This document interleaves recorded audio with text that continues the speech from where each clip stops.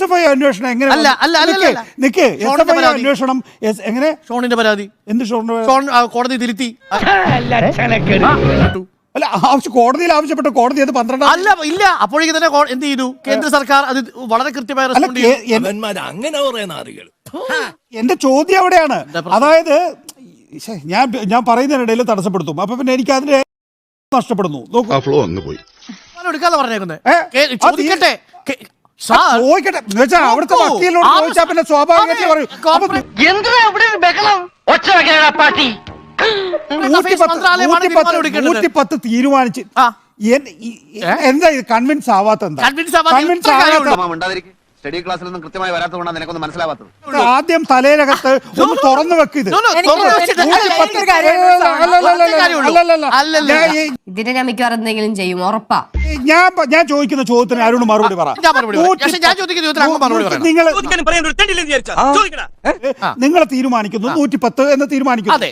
112ന്റെ കാര്യം ഹൈക്കോടതി ചോദിക്കുന്നു. ഞങ്ങൾക്ക് അതുകൊണ്ട് ഇപ്പൊ എന്താ അറിയില്ല. അവിടെ ഇരിക്കുന്ന അഭിഭാഷകനെ സംബന്ധിച്ചിടത്തോളം അത് അറിയില്ല.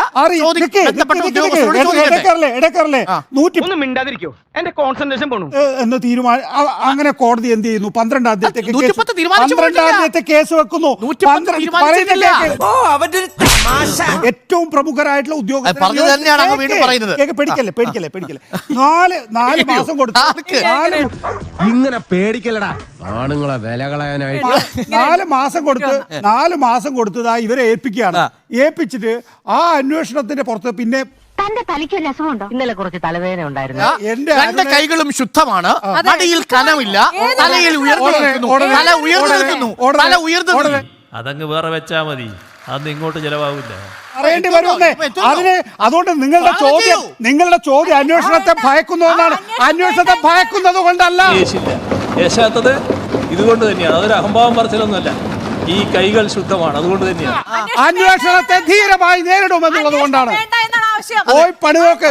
നിങ്ങൾ പോയി കോടതിയിൽ വിറ്റാണ് ആള്, ഭയങ്കര വിറ്റാണ്. കോടതിയിലോ നിങ്ങൾ രമേശ് ചെന്നിത്തല ഉമ്മൻചാണ്ടിയൊക്കെ ഉണ്ടല്ലോ, മൂക്കൊണ്ട് ഇച്ഛ വരക്കും.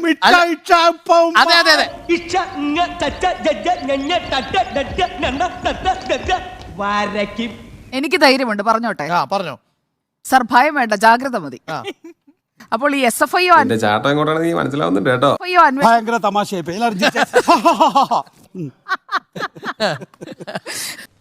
വല്ല കാര്യമുണ്ടോ? എന്തിനാണ് ഇങ്ങനെ ഇല്ലാന്ന് നടക്കണേ? ഇത്രയും വാദിക്കുമ്പോ തന്നെ നമുക്ക് മനസ്സിലാവും ഇവിടെ ആർക്കാ ഭയമെന്ന്. അപ്പോൾ എന്ത് പറ്റിയടാ? ചായ നെറുകന്തലേ കയറി ബ്ലോക്ക് ആയതാ. ഞാൻ കർണാടക സമയം കഴിഞ്ഞില്ലേ?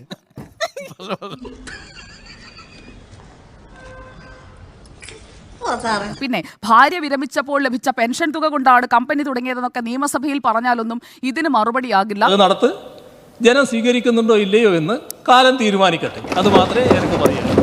എന്ത് ന്യായീകരണ ക്യാപ്സൂൾ ഇറക്കിയിട്ടും ഒരു കാര്യവുമില്ല. വീണ വിജയൻ ഇതിൽ ഉപ്പ് തീർന്നിട്ടുണ്ടെങ്കിൽ വെള്ളം കുടിക്കുക തന്നെ ചെയ്യും. എല്ലാരും കൈവച്ചല്ലോ, ഇനി ആർക്കും പരാതിയില്ലല്ലോ.